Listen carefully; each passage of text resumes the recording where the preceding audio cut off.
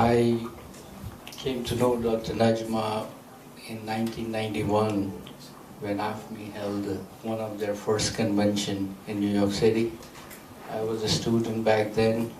Javed Mirza, who is here, was helping her. And since 1991, she kept in touch after that, the successful program. But I can say I'm one of the few people who have distinctions of knowing not only her personally and her family personally, but also the social work that she did. And as we all know, she was very, in my judgment, she was one of the most brightest person intellectually, very endowed. But as all intellectual people, she also had her share of complexities. She was not as simple, she was different to different people. But one thing I can assure you, and as everybody would know, that she was compassionate above all. She would call me and people like me, she would address like, "You're my son."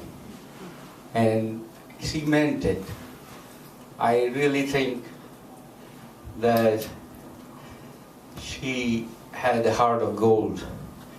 However, she would disagree with you, but at the same time she would have a lot of compassion with you, for you. I also noticed her in action a few times. For example, George Abraham alluded to it when Gujarat riot happened. I have to say, I have to second what he says. She was at the forefront. Many of us were not in the forefront. I'm sorry to say, George Abraham was there, and she was there. I only can remember these two names. And she had a very solid protest against Indian embassy, against the outside the United Nations. We all joined her, and she led that very well. So she was a no-nonsense person when it came to fairness and justice.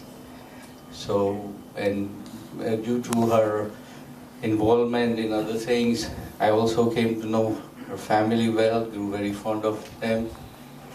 And as I said, she was complex. Towards the end of her life, she was suffering a lot.